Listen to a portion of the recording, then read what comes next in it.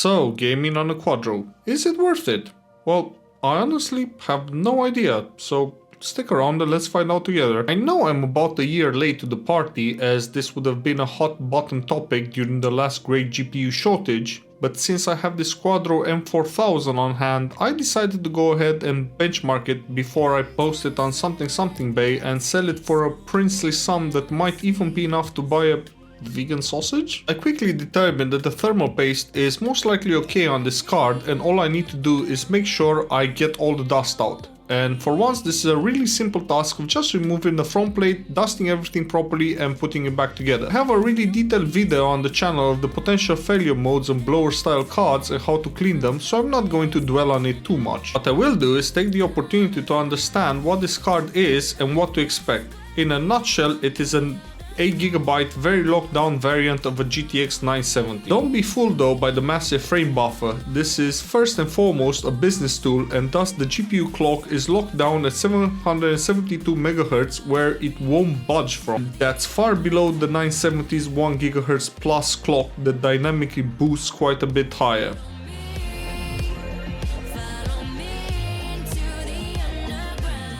In heaven we start off, well, not very strongly if I'm being honest, only achieving a very ominous 66.6% of the performance of a 970, posting 63.5 FPS on average. I mean, don't get me wrong, is it serviceable if all you have are integrated graphics? Yes, but considering the card's used market price is around 80 Great British pounds, I would sell it and get 1060 for around that money. And frankly, that's today's conclusion. I could have ended the video here, but I'm sure there are a subset of users that need that 8GB frame buffer for work and still want to use the same workstation for gaming.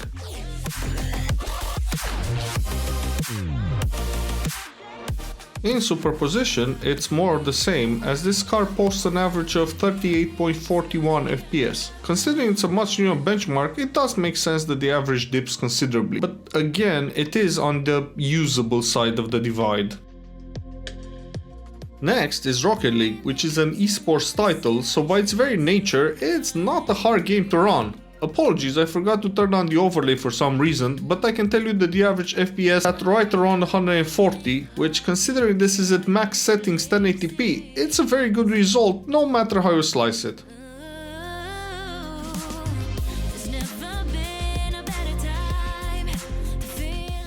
Every time I run Fortnite, it's to benchmark one or another GPU, so I do feel like an old man being irritated that things change and I can't find the map I used to do the benchmark run on. But regardless of that, at medium settings with 71% of 1080p render resolution, we are getting a very playable 82 FPS on average. I got a bit annoyed as I noticed the run I recorded did not have the draw distance set to epic, but thankfully the performance difference was very small when bumping that up, at least on this map.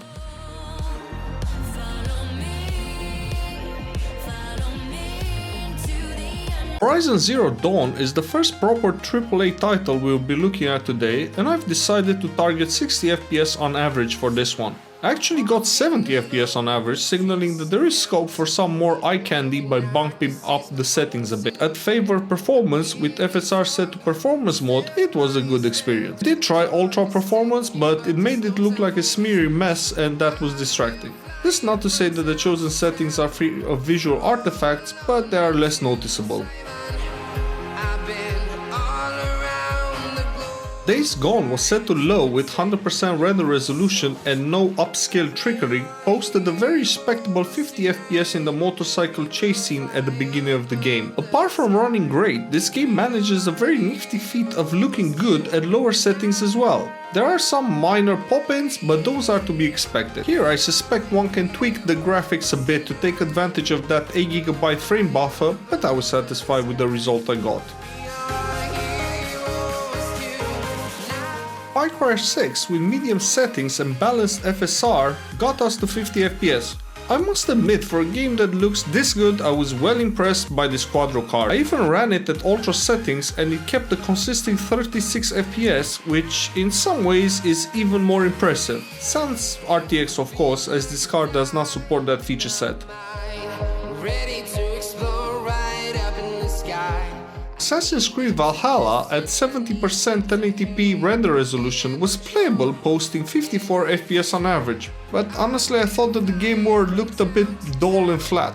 This, I am sure, can at least partly be attributed to the aging graphics engine that at this point is kept together with sheer developer duct tape and determination, with one unfortunate side effect being that the better visuals are simply tacked on top, making it quite unappealing on lower settings.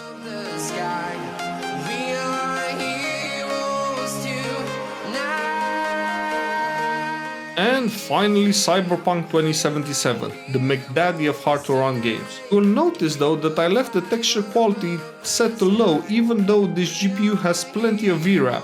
That is not an oversight, but an attempt to give this GPU its best possible shot. I even set the FSR to performance. I did try auto performance again, but that looked more like a moving watercolor painting than anything else. Even with all these concessions, we only managed to hit 42 FPS on average, which is okay for playing the game, but I would argue that it is not enough to truly experience and enjoy CDPR's creation. Those settings combined with the artifacts from the upscaling technique, for me at least, significantly impacted the experience. If anything, I would bump up the eye candy and set VSync to 30 FPS, as that might actually end up being more palatable, but it would introduce pacing issues instead. Or I would say the very fact that this is a 2015 era business focused card got to this title is an achievement on its own. Still, if all you wanna do is game, my earlier recommendation stands, flog this one and buy a 1060 instead. And that's about it. I hope you enjoyed this video and see you in the next one. Trying to protect your soul.